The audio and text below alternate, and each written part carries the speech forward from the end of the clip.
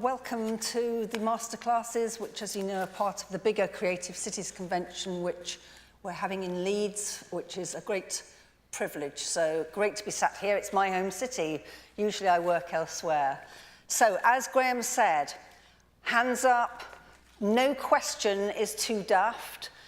We're assembled here to tell you how it is, how you can get into TV and what each different role, because there are lots of different jobs in TV, and we're here to tell you, so ask away. We're starting with True North. True North is based here in Leeds, and it produces television, broadcast, digital, across a range of genres. Factual entertainment, factual, children's. They have a sideline in the music business. They don't, as far as I know, yet do fully fledged drama. No, drama will come with Line Pictures this afternoon. So we'll learn about them, their company, and what they do. So can I introduce, please, Andrew Sheldon, who is the Chief Creative Officer and the founder of True North. We used to work together a very long time ago.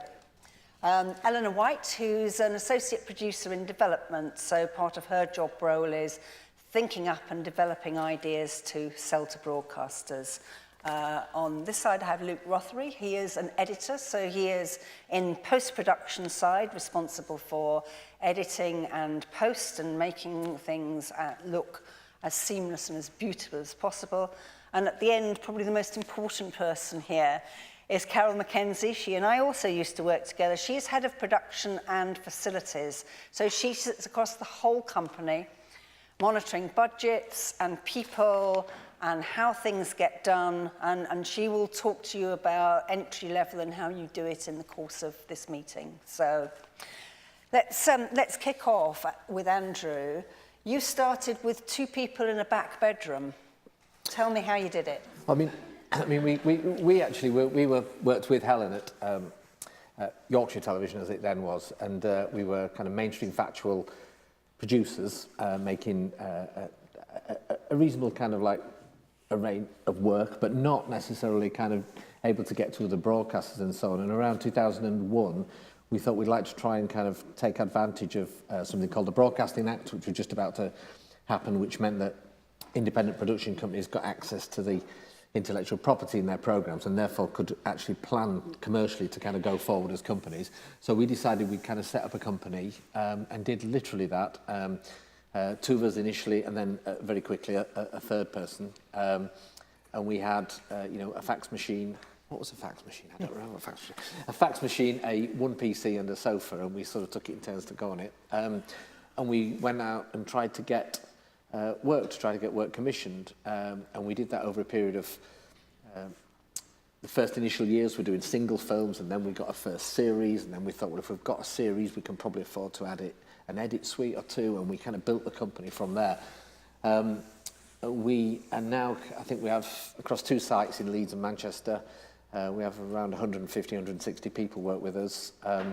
We have 19 edit suites and a dub, and we do all our own post-production and so on, so we control the process from start to finish. We, I think we're probably the biggest factual indie outside of London now. Last year, Sky Television kind of came along and said, we like what you do, and sort of invested in the company, so they now own us. So we're kind of a story that should say to all of you that it is actually possible to go from from 1 or 2 people all the way through the process if you want to do that. Okay, so explain a little bit about how an indie operates and the markets and what you have to do. Well, the world, which you are probably even more aware of than I am, the world of television is changing on an almost weekly basis, really. I think when we set off with the company, you had effectively the terrestrial broadcasters, sort of ITV, BBC, Channel 4 and Channel 5 as your main kind of focus, and anything else outside of that was really very much kind of a secondary thought, whereas now the world has changed dramatically, and with the world of Netflix and what we would call the FANGs, which is the Facebook, Amazon, Netflix, Google and so on, they are turning the industry on its head, really.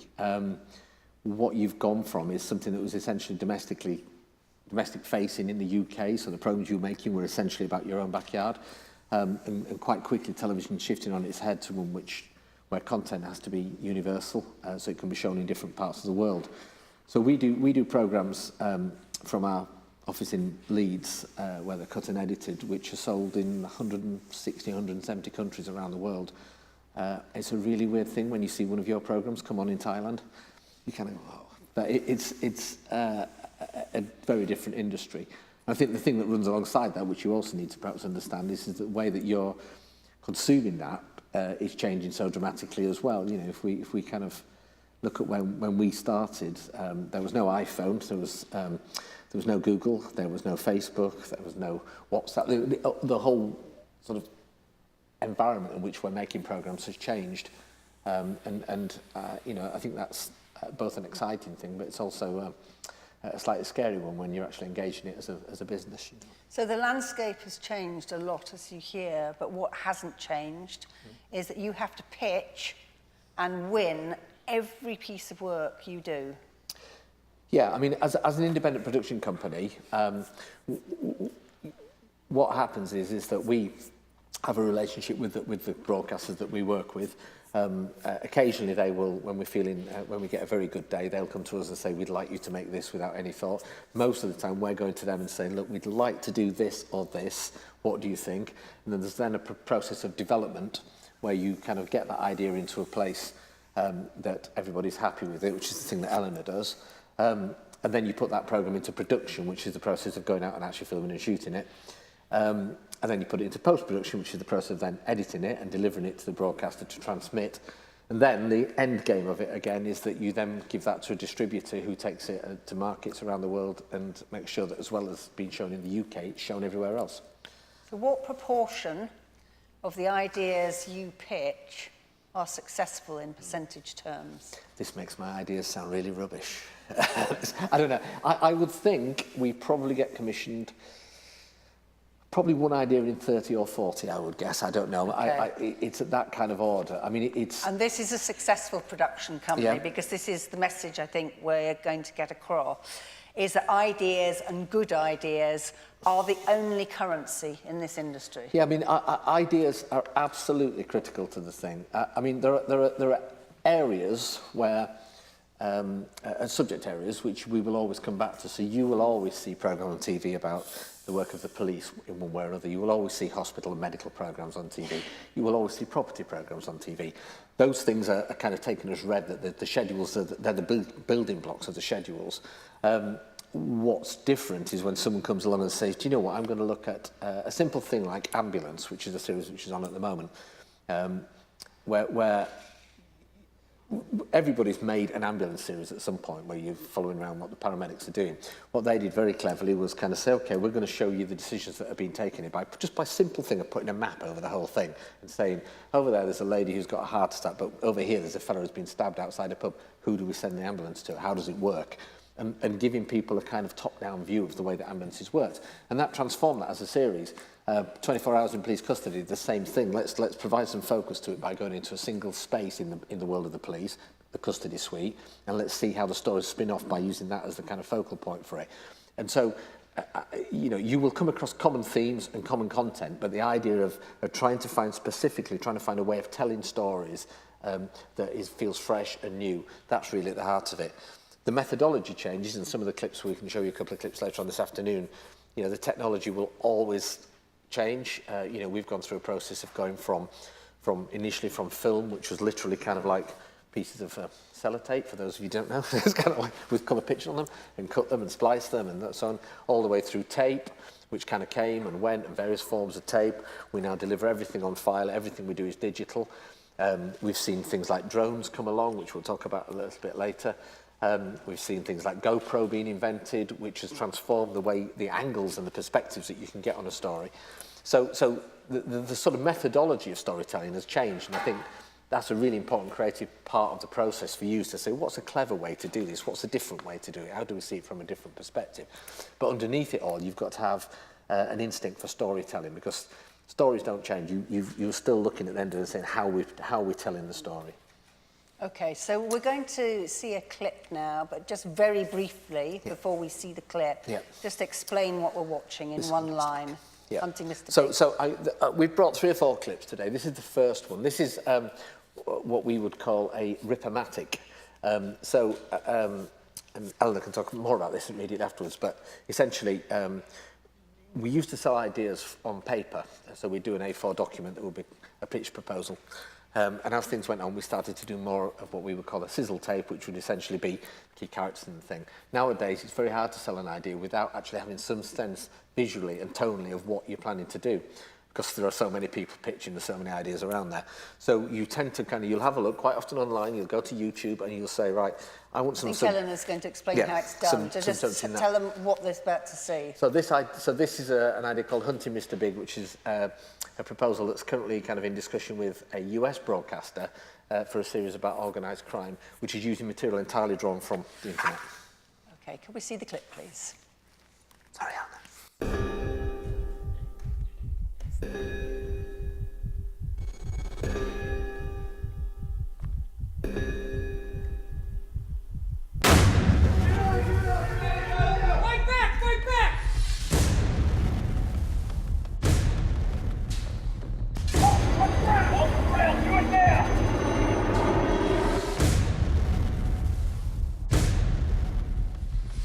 After 13 years on the run, El Chapo, or Shorty, has been captured.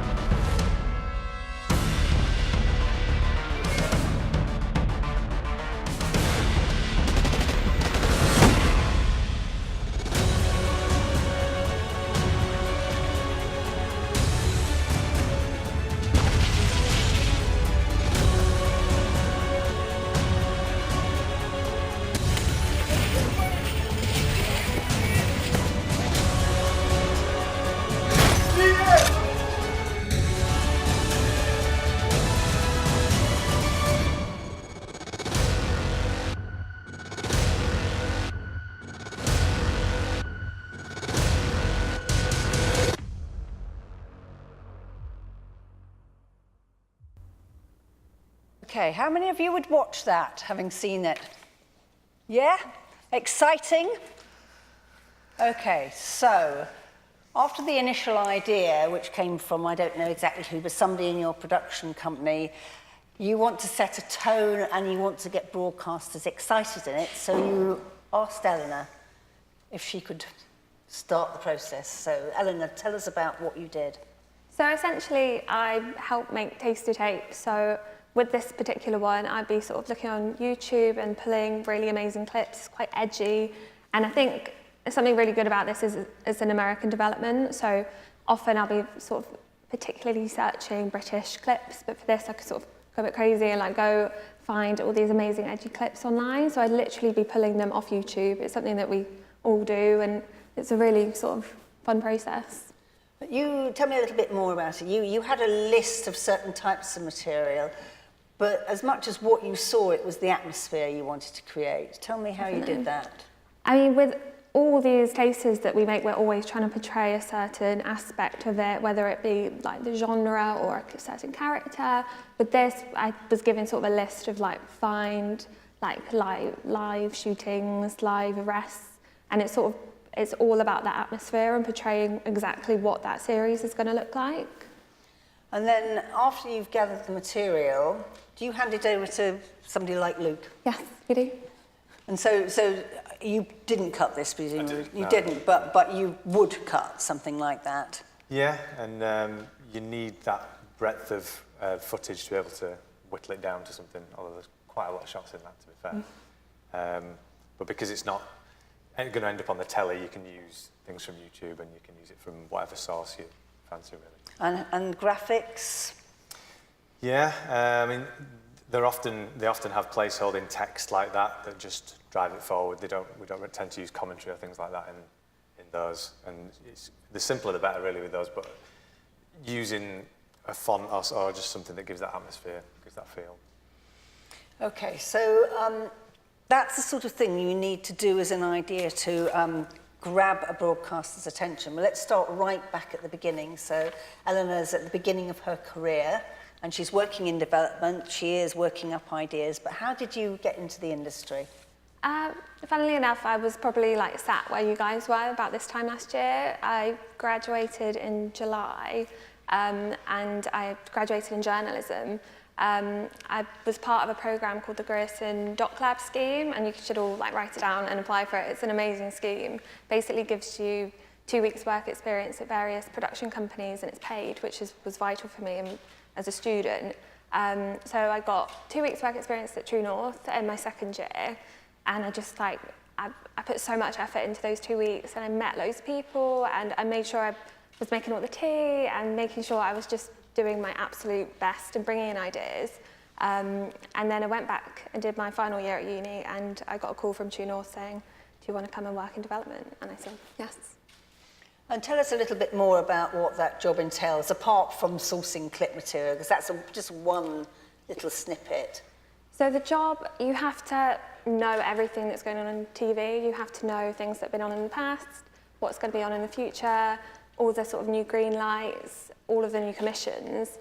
You have to know about each individual channel, and that's not just sort of BBC One, BBC Two, it's all of the channels, and as well now online, knowing about Snapchat, because they're sort of commissioning, YouTube. It's having just complete knowledge of what's going on in TV, and then coming up with ideas for anything and everything, really. It could be like a TLC reality show, or it could be a BBC One doc. So it's essentially coming up with ideas, but it's having just this breadth of knowledge as well about TV and what's on. And so this is the big question, is how do you come up with ideas? Talk a little bit about what you consume and how you begin to think about what might work. It's a funny process. I think sometimes ideas will just sort of jump out at you. Like, you have to sort of be reading news all the time. You have to be aware of schemes that are going on. You have to, like, one of the main things I do is look for like social enterprises that are starting up and thinking, how could we turn that into a format? I'm constantly on Twitter, I'm constantly on Facebook, finding all the trends, and obviously it's not just about finding a story, it's about turning that into a format as well. So I think also watching a lot of shows and seeing, oh, how could we do that differently? I think that's really important as well. What else do you do?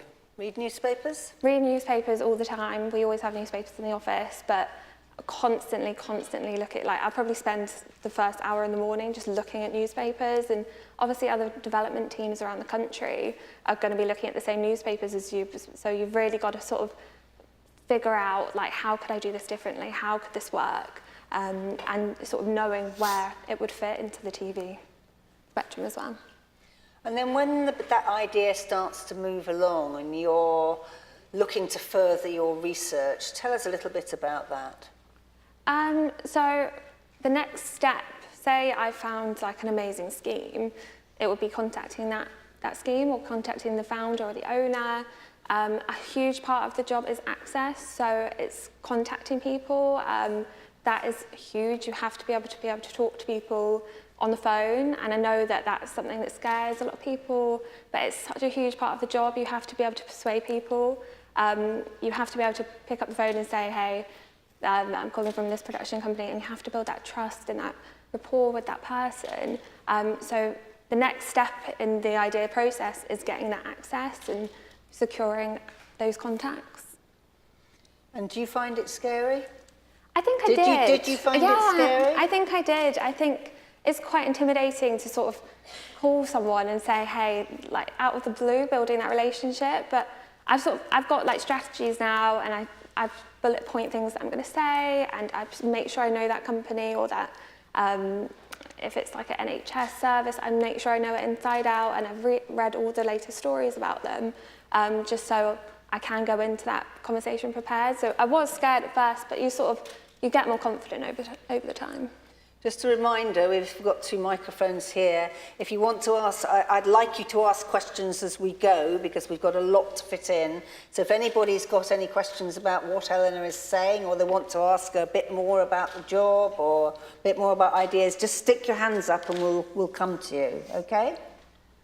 Can I just underline something? Yeah. I think what's really important, though, which sort of ties into how you should approach actually getting into the industry in the first place, is that for us, what's really important is the way that people project externally, because you're carrying the reputation of the company in the way that you do that.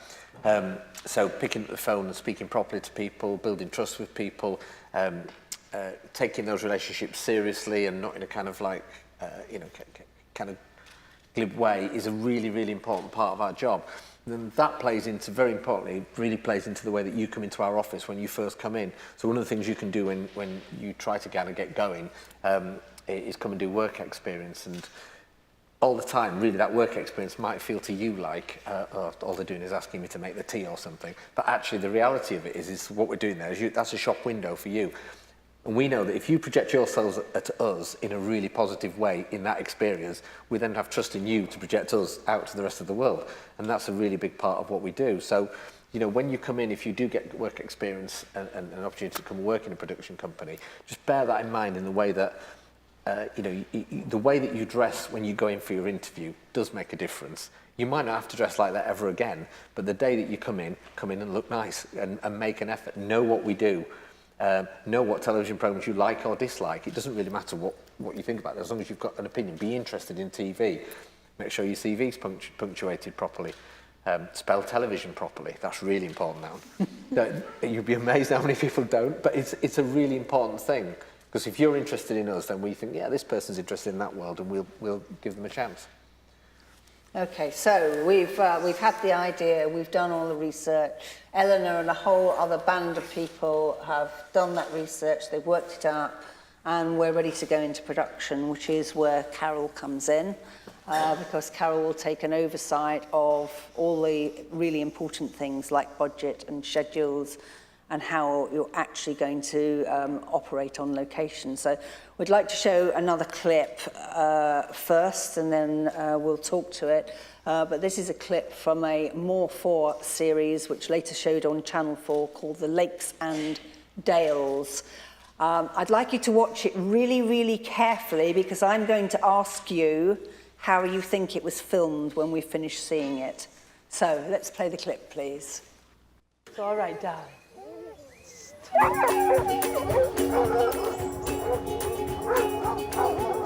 The 15 hounds have an arduous circuit to complete.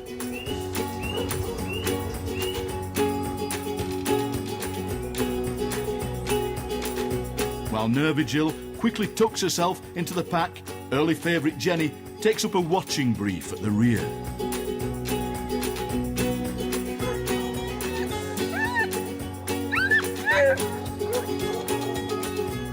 Everybody can usually tell their own hounds, because every hound runs different. Some run with the tails up, some runs with the tails down, some run with the heads up.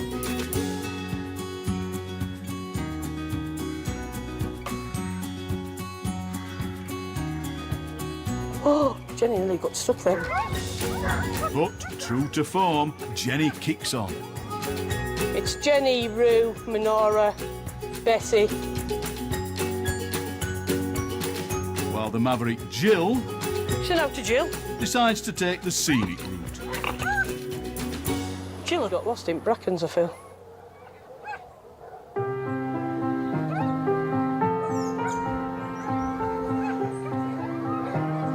Is that Zoe? What? No, it's Jenny. And as the 10-mile-long race reaches its climax, the dogs can smell the finish line, and only yards separate the front runners.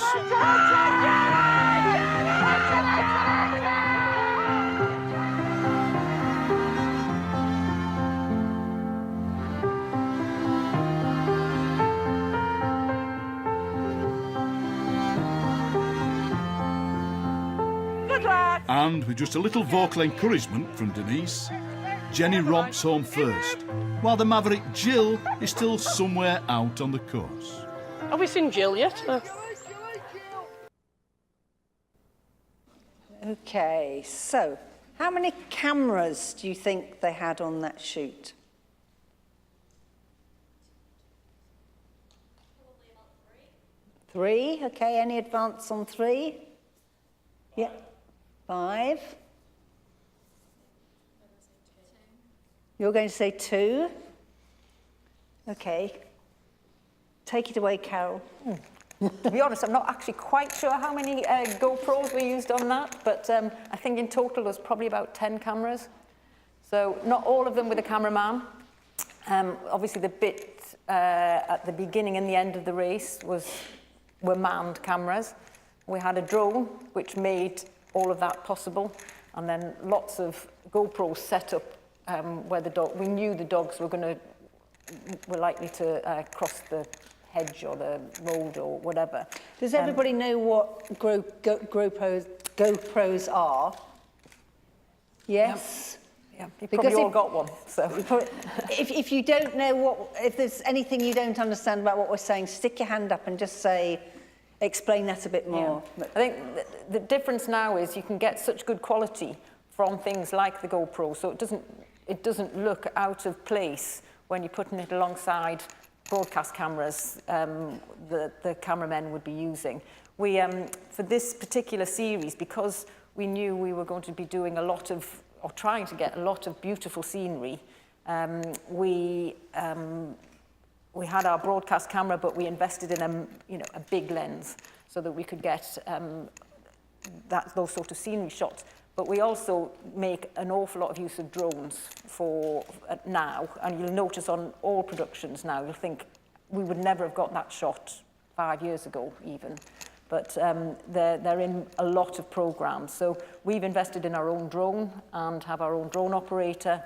We have a number of 2 or 3 other companies that we use that are all, registered, have their registered pilot's licenses to get fantastic shots now that we would never get.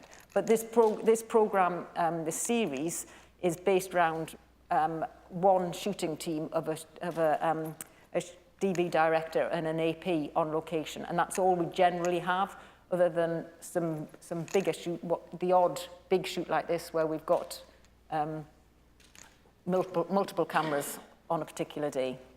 But on this particular series, we were trying to cover 4 seasons of the year. You can't keep a big team on for that length of time. So it does boil down to one cameraman and one shooting PD in effect, and an AP on location for 26 weeks of the year. Just explain a little bit about the roles of the people you would employ on a production like that. There's a whole range of jobs, aren't there?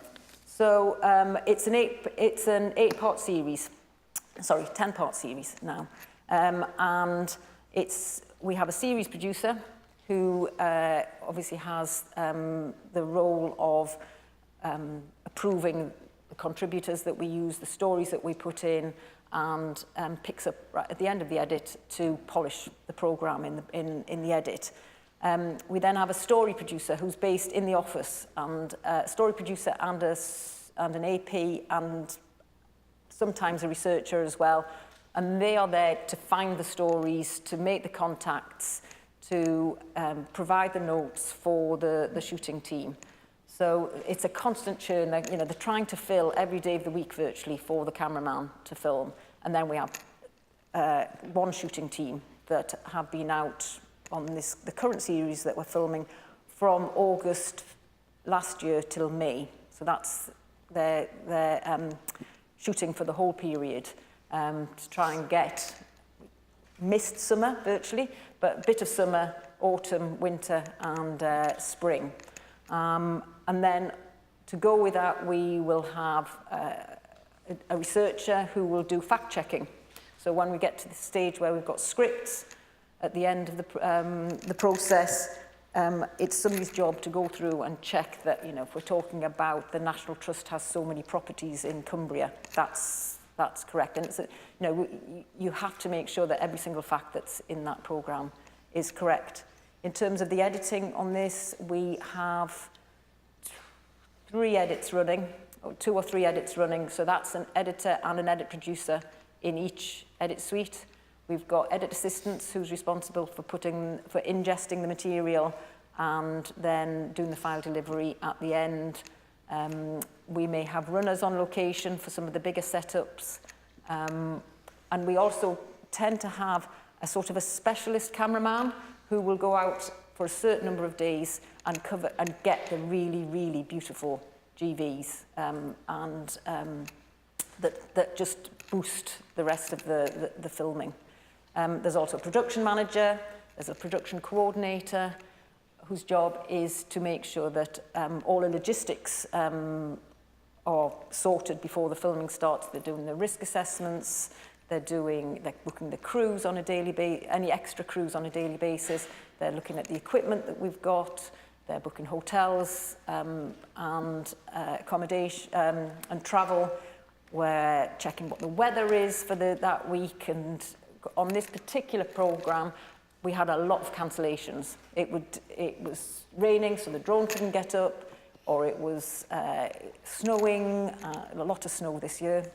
So we probably lost 3 weeks filming this year that we've had to compensate for just because of the weather.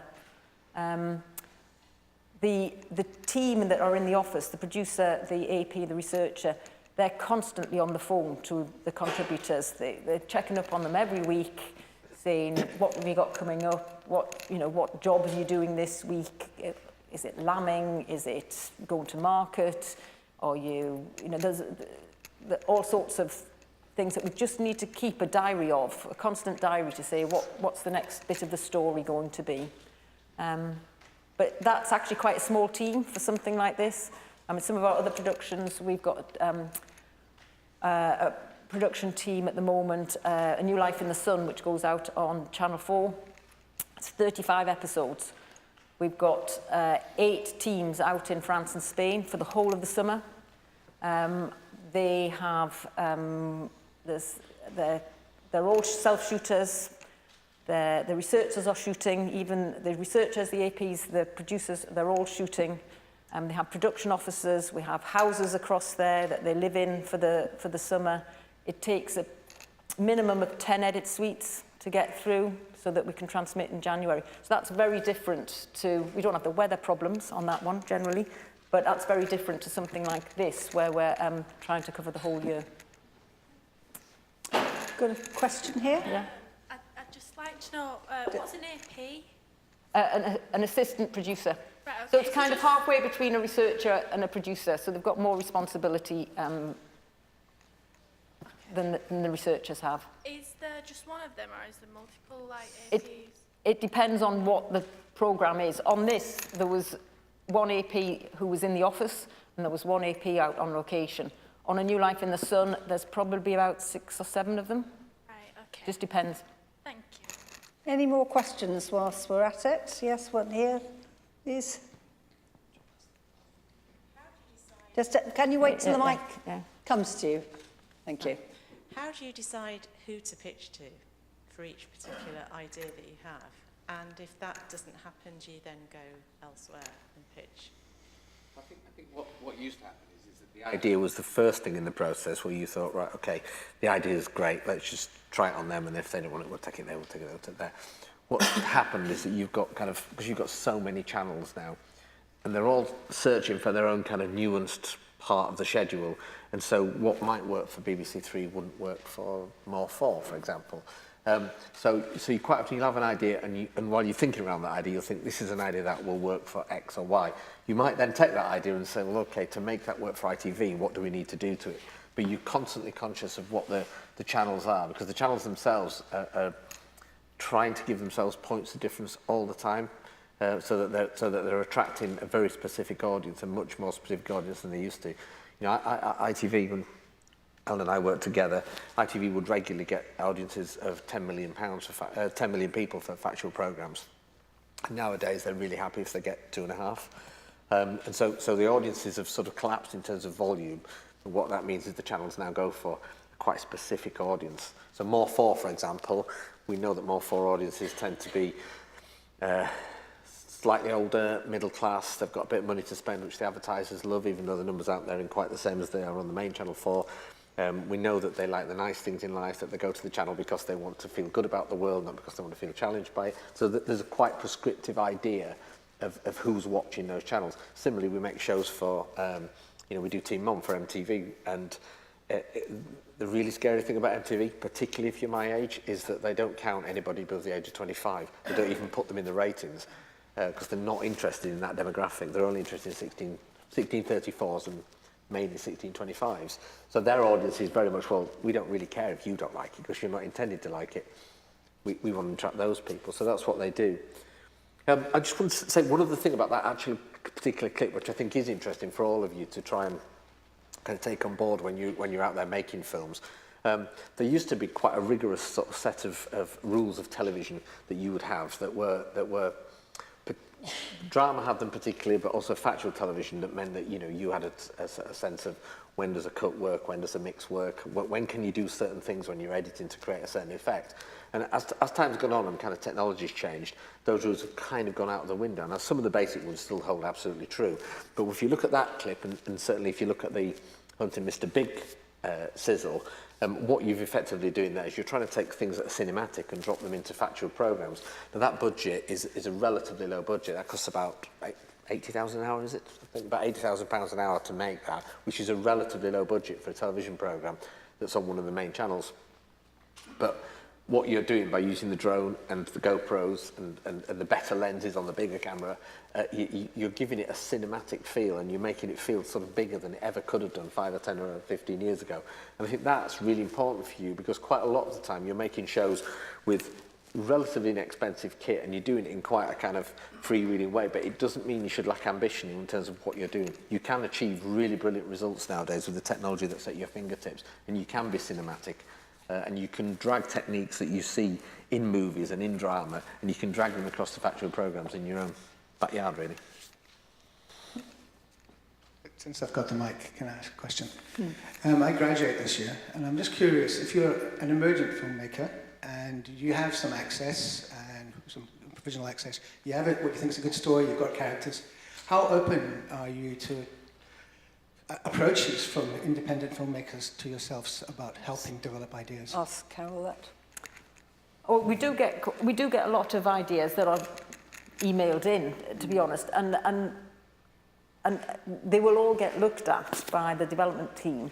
They need to come in with some idea of sort of which channel you would want to put it on, who the talent might be if there is talent in it, what sort of access you've got.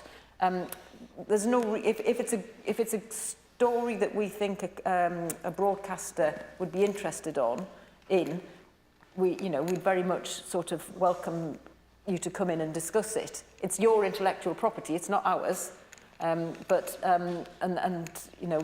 we'd make that very clear. But it's very dependent on whether we think there's a broadcaster that would be interested in it. We do not commission programs. We have to think who we would sell it on to. Yeah, just a case of, so obviously, as you're a new filmmaker, you need help in a sense. So working with an established production company would give you that guidance. Yeah. So. I mean, there's various ways that it would work if it was commissioned.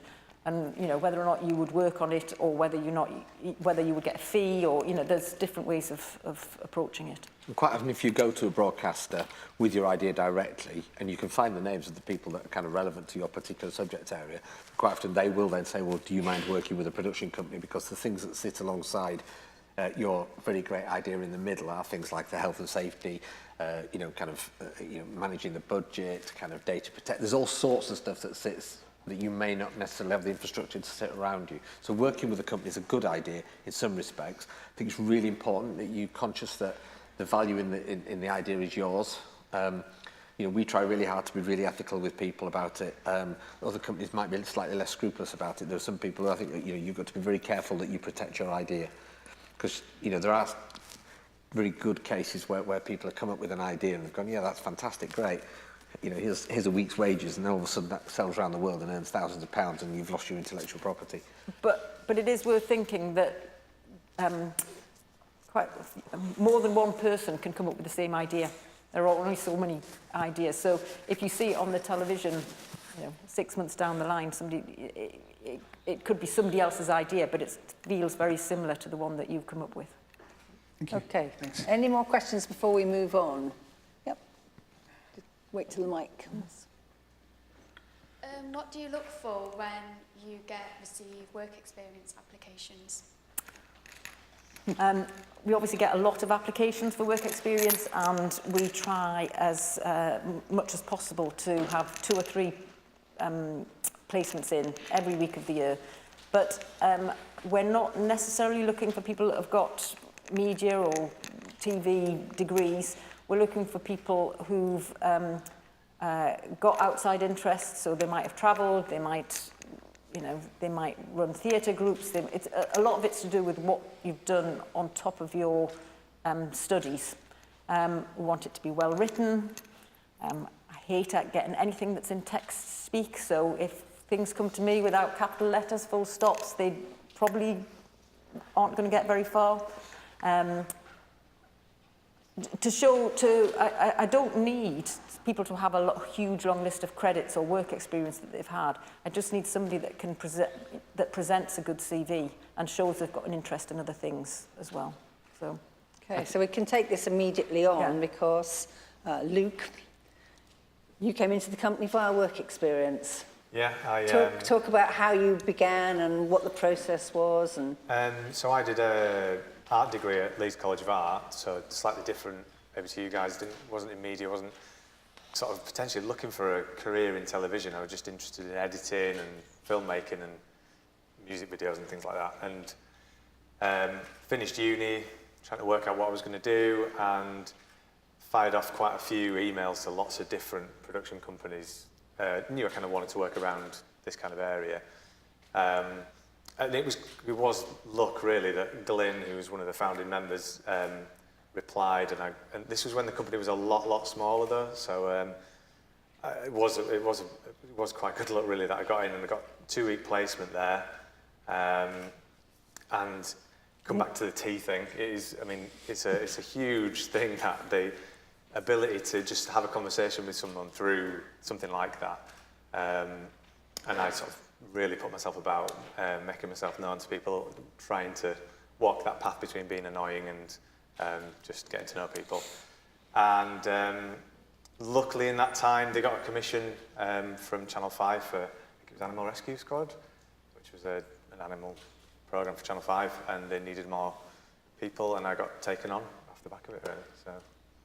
But you got taken on not as an editor, though, didn't you? Yeah, so I got taken on as an assistant.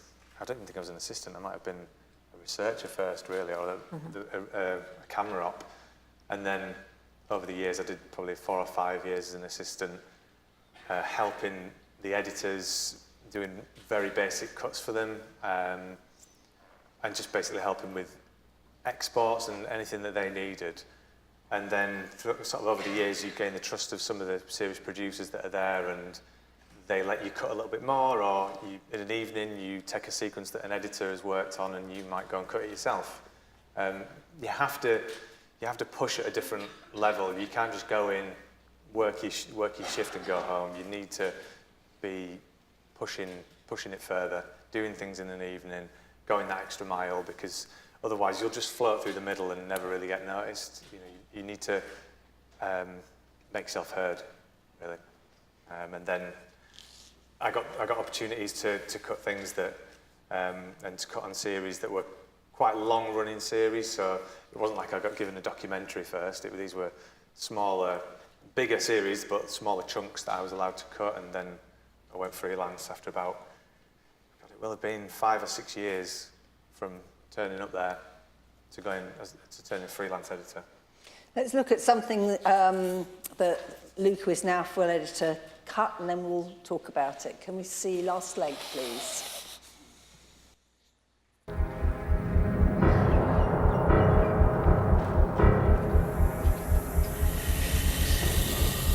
Really good for us, man.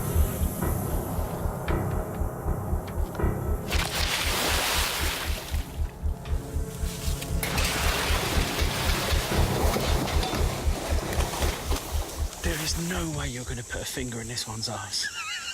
There is no way, surely. Hey, you want to give us a pull, eh? Yeah, go on then. Go on then. I'm an observational comedian. 1, 2, 3.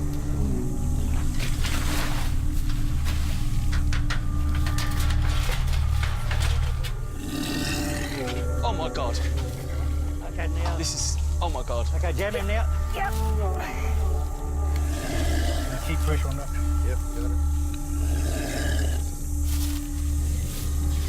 it. Okay, you can leave the gate up. Back out. Keep pulling, pulling. Pull. We're doing it.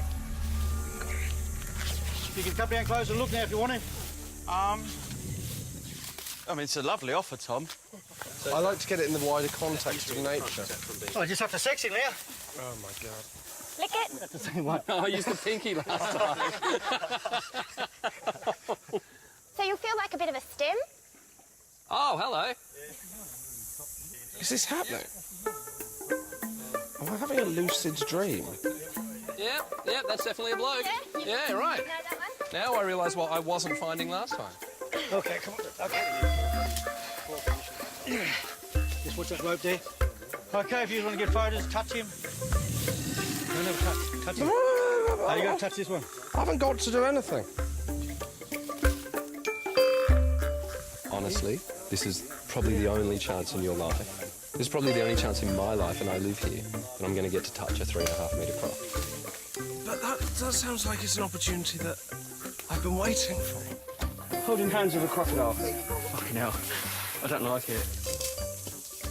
Come on. Shh. The more you try and make me do it, the less I want to do it. I mean, that's not helpful. Do you want me to take your hand and put your hand on his? That'll do. Oh, come on. God. Did it. Look at this. Wow, this is my Jurassic Park moment. Yeah. Like when he's got the rhinoceros. Fuck that.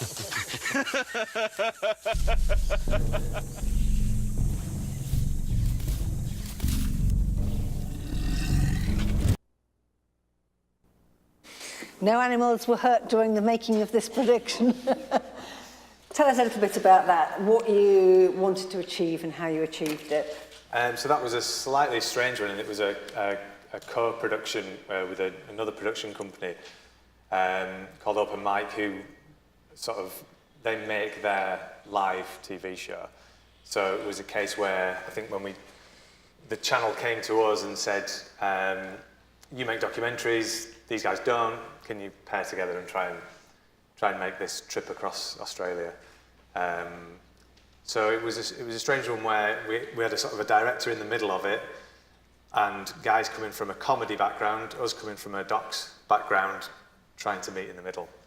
And it wasn't without its challenges, but I suppose that scene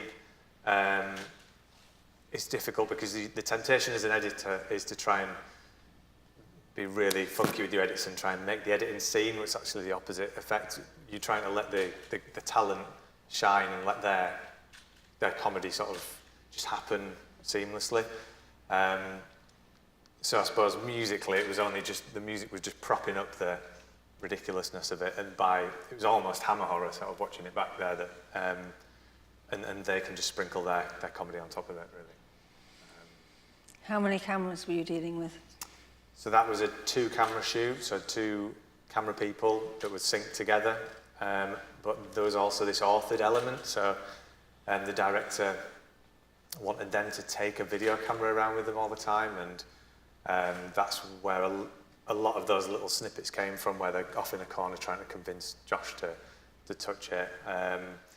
And it did add a different element to it, that I think the director's comment was, would you rather see a film, this is when Obama was in, would you rather see a film about Obama, or would you rather give Obama a camera and let him film it himself? And that was a sort of a fair point, that it added a different dynamic to it. In a similar way to fixed rigs in 24 Hours in A&E, things like that, they give you access to scenes that if you plonked a cameraman and a boom swinger in there, you wouldn't get those moments. And what do you think is most important for you being an editor? What skills do you need to bring to that job? I mean, I think mainly you've got to be prepared to sit in a room with another person who has views on, because you sit as an editor and a producer, that's how it works, and you're in a box all day. So lifestyle-wise, you know, if you want to be out there, be a cameraman, you know, it's a slightly different role.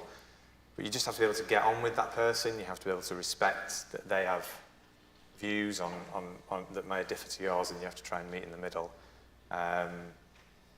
And for me, it came about from loving music and music videos, and so I love cutting with music. So that's something that I wanted to bring to it. But it is I mean, I do watch a lot of telly, but it's not. I wouldn't say that's a huge thing. Watching films and things like that's probably more of a good bit of advice, really, to try and bring those ideas into what you do. Got a question up the back there, please?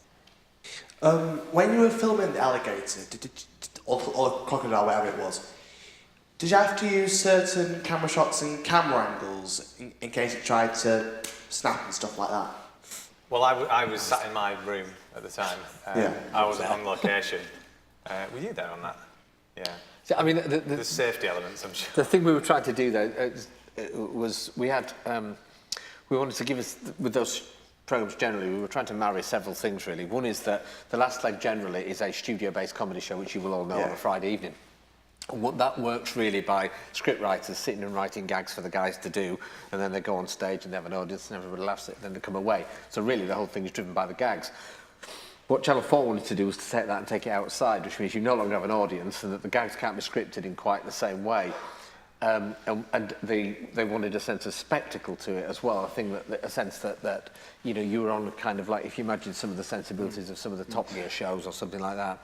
And so we, you know, we did the usual things if we took a drone and all those sorts of things, but the director, the guy that was in charge of it, sort of said, look, I want to get a sense of this being that we're with them, even though we actually had two sort of fully fledged kind of DOP cameramen there shooting as well at the same time.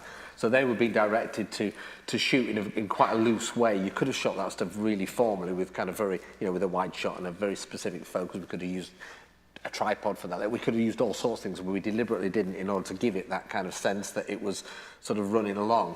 But if you look at it, if you take it apart a little bit, there are some really lovely shots. And I love that shot down the side of the alligator, so it tells you all you need to, the crocodile, so it tells you all you need to know about it. It's a fantastic shot where it breathes. Were you ever in danger of being chomped by that beast? I think that's the question here. No, in answer to that, we had 3 or 4 people there, although worryingly, the guy at the front, who's one of the rangers, had 3 fingers missing, which wasn't good. So they're very dangerous animals, and that one was 15, 16 feet long. Yeah, please. But they had control of the animal. In the front row, please. Sorry. Yeah, I was just wondering what the power relationship was between you and the producer. Do you get much control on how the editing process is done, or do they tell you exactly what they want and you have to follow sort of structure? I think if you're any good as an editor, it should be pushing towards a 50% relationship. But really, the edit producer should be driving it, and it sort of depends on what. If you're cutting something like a documentary, I was cutting with the director there, so this is his vision. So he has a very clear idea, and I'm there to sort of make that happen and offer any insights and thoughts I might have. When you're doing something that's a bigger series and the edit producer isn't wedded to those rushes in the same way, it is a more collaborative thing, much more collaborative. There's sort of 2 different ways of working. On the last leg, the director was on location, was getting the shots and was in the edit. On a lot of programmes now, the people that shoot it don't get anywhere near an edit suite, so they have no control really over how it's then put together. So you have an edit producer who's not been on location, who gets to see the rushes for the first time when they get into the edit. So then they've got to So you're at the same starting point as an editor, as the edit producer, really. You've got to create the story from day one. I think Luke's been very modest there in lots of ways, in that there are different types of editor. There are editors who are very functional and, you know, in a technical sense, can operate the edit suite. in the way that you will on your courses. I think then there are editors who've got very specific tricks who kind of learn how to kind of do a particular kind of shot or will cut in a particular kind of fashion. The really good editors, of which he is one, and he'll get embarrassed about it, but he is the editor that can look at the project and say, what does this project need from me, rather than the other way around. If you can understand, that's quite a difference. That if you can look at the project and say, okay, what is it we're trying to do with the project, rather than I'm going to get my box of tricks out now and I'm going to bring them into whatever project it happens to be. That's a really important distinction between the two, and Luke's very good at doing that. Question here. Luke, did you mention the fact that you are freelance now? Yeah. So what's the relationship then between yourself and the company? Do you always work for them? You know, how was that when you transitioned? So lucky or unlucky enough, I've not had to work away too much really. And Trunel's such a big company now with so many different types of projects that they can always seem to fulfill the types of things I'd like to work on. But generally, as a freelancer, editor or anyone who's freelance in television will tend to work at lots of different places.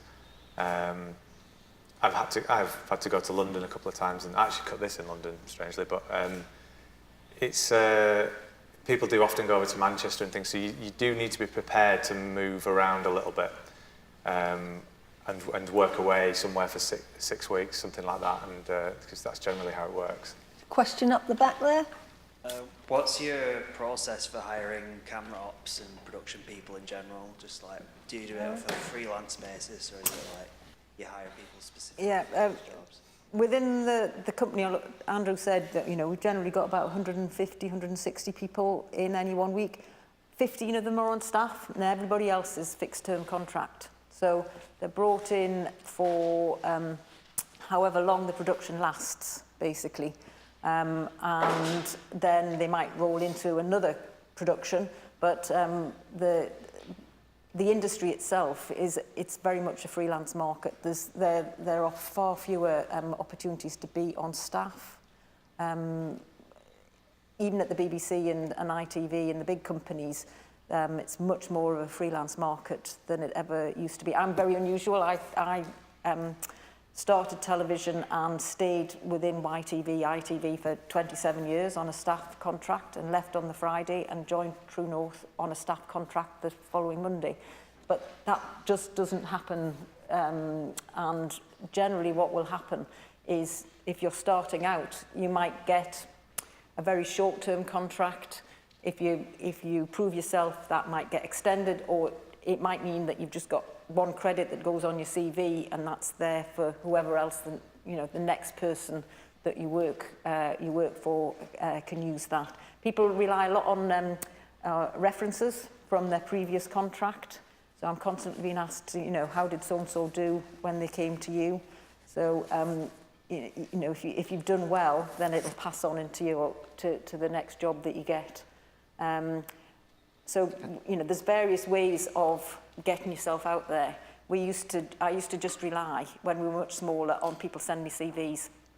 And it doesn't really work like that now. We're at the stage where we've got a talent exec whose job it is to look for new people, to look for the people that we need on each individual project. So it still relies on CVs, but we use Talent Manager, which is an online talent system, where lots and lots and lots of freelancers put their CVs on, tells you we advertise on there now, so if you're at all interested, keep an eye out. Lots of the indies use Talent Manager or Production Base, two big databases, put their CVs on, and we get a lot of new people coming to us via that source. We still get CVs sent in sort of directly to us, and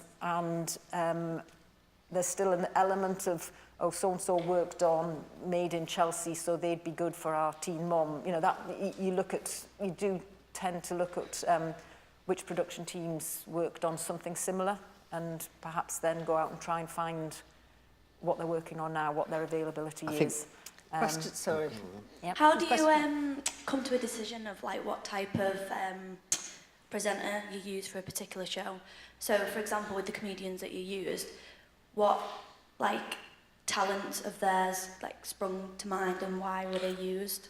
Well, the last leg one was a commission from Channel 4. They wanted those particular presenters to do it. It was a vehicle just for them. But obviously, if you've got a new series, then and you're trying to find presenters, you've just got it's quite a difficult process, isn't it? Just trying to find who the new presenters are, what the fit is for your particular programme. So that what we loosely call talent, which is a slightly weird word to use because they're Are you not always talking about, that talented. Yeah, are you talking about presenters, or are you talking about behind the screen? Yeah, like the presenters who like the face of the programme. So generally, the people that you would all recognise as television presenters have all worked through agents in London. And the agents will tend to have a kind of roster of people, and some people have got a kind of a sort of recognition that they almost guarantee something getting commissioned. So quite often production companies will work specifically with, for example, Alan Titchmarsh works with a particular company in London most of the time, and they know that he's, if they turn up at ITV and say, I've got something for Alan Titchmarsh for next year, it's likely to get commissioned.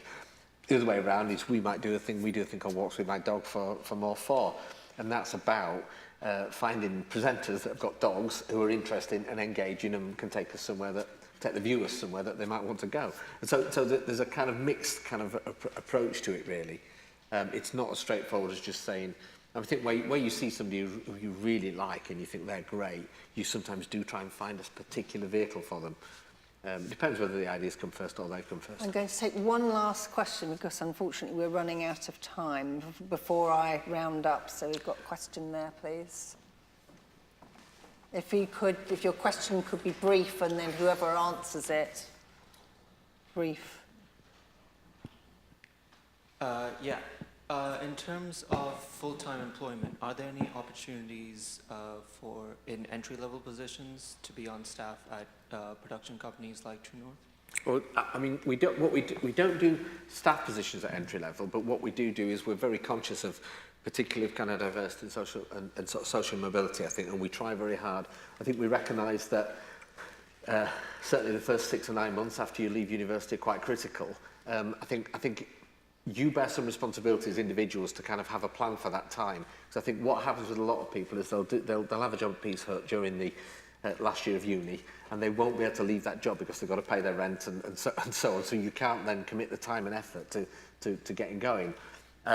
And I think it's quite important that you arrive at the end of your courses with the sort of plan of, we'll say, look, I'm going to work for 3 or 4 months, I'm going to try and build up a little bit of money, I'm going to forego going travelling, whatever it is that you try and commit yourself to trying to do it. I think if you do that and you show willing and you enter our kind of world, there's every chance you can get traction. The world, at the moment, you're in something of a seller's market in the sense that there's a kind of huge move to put more production outside of London at the moment. In the next 2 to 3 years, there's going to be a lot of work from Channel 4 and the BBC across the north of England. And if you can establish yourself at this stage, you'll put yourself in a really good place for taking advantage of that. It's a really small community, is the television production community in the north of England. Probably in terms of freelance terms, it's like 200 or 300 people or so, but it's not a big place. So once you actually put yourself into that pool, you will be known quite quickly. If you were to go in the bar outside there today, we're bumping into the people who run the other companies in Manchester and so on, and we know each other. And so if they ring up and say, we need a researcher, we need a shooting AP, whatever it is, we tend to swap names and we're very kind of close and tight. So if you can get yourself into that world and into that environment, don't worry too much about what that job is. Just get a job, any job, and then get going and start to put yourself in and make some tea. And on that note, what I'm going to ask the panel now, and just think about it, I'm going to ask you the thing you like most about your job, and succinctly, and the thing you like least about your job. So Ella and I spoke about this. So what do you like best? What I like best about my job is it's so varied. Every week is different, coming up with new ideas every week. I can be as creative as I want. It's quite rare to sort of leave uni and go into such a creative job where I have so many options, and I'm kind of sort of told, let your imagination run wild, which is quite rare to find in any job, really. So I'd say the creativity aspect of it is the best part of my job. And the worst? The worst is probably rejection. I feel like if you go into this job, you have to be like okay with rejection, because you could think that you have the most amazing idea, and then like you take it somewhere and someone else has pitched it the week before and it's about to be made, or they don't like it, and it happens all the time. So I would just say you have to be really sort of strong-willed and good at dealing with rejection. Carol? I think that for me, what I like being is part of a team. It's very, you know, especially at True North, although we have 150 or so people, it does feel still very much part of the team, and everybody helps each other. So, you know, if somebody's got too much to do, somebody else will come in and help, and that's always been the case at True North. So the biggest problem for me probably at the moment is actually finding the right people to do the right job. And you can guarantee that the people that you want to work on it aren't available, and the people or the timing never works out. What I'd like to do is have a conveyor belt and think I can schedule things in when I want to schedule them in, and you can't do that. You can guarantee they'll all happen at one time, and you'll not have enough people, or you'll have lots of people available and you haven't got the work for them. So, Luke? The worst is probably the office-based nature of it and being stuck in a box. Not to put you off, but that grinds, and sometimes you're seeing all these great things on the telly when you're cutting them and thinking, God, it'd be quite nice to go out and shoot that. And the best thing about True North is that family feel. It's a small company that still weirdly feels quite small, and probably sort of down to the bosses that are still there running it, and you know a lot of the people that work there, and you know people have got your back, and it's a great place to work. Thanks. How do you follow that? That's a really nice thing to say. But I mean, for me, I'm at the opposite end of my career, Eleanor, but mine are probably the very same things. If you come into our industry, it's not a 9-to-5 job, it's a vocation, and it will ask things of you, and you will sometimes have to disrupt your kind of life outside of it to work, and you'll have to do it in evenings, and there's occasional weekend work. It's not a thing you can kind of necessarily kind of just put in a box and say that's what I do for a job. It's something that you need to really be passionate and enjoy, and it is challenging and demanding sometimes in that respect. But if you do it and you get established, I can guarantee you that 3 times a year you will do something that nobody else will be doing, and you will say to yourself, wow, I get paid to do this. And you know, when I've stood with that, you know, I did 2 weeks wandering down Australia, and every day you think, I'm getting paid to do this. It's extraordinary, and that happens on a regular basis in our world. So it's hard work, but if you put the time and effort in, you will get those sorts of rewards out of it. Okay, so I'll not ask you what you hate about the job. I love it. But on that note, it's a world of opportunity out there. World of opportunity coming to the north, hopefully soon. So I hope you've picked up a lot of good tips. So thank you to Andrew, Eleanor, Luke and Carol.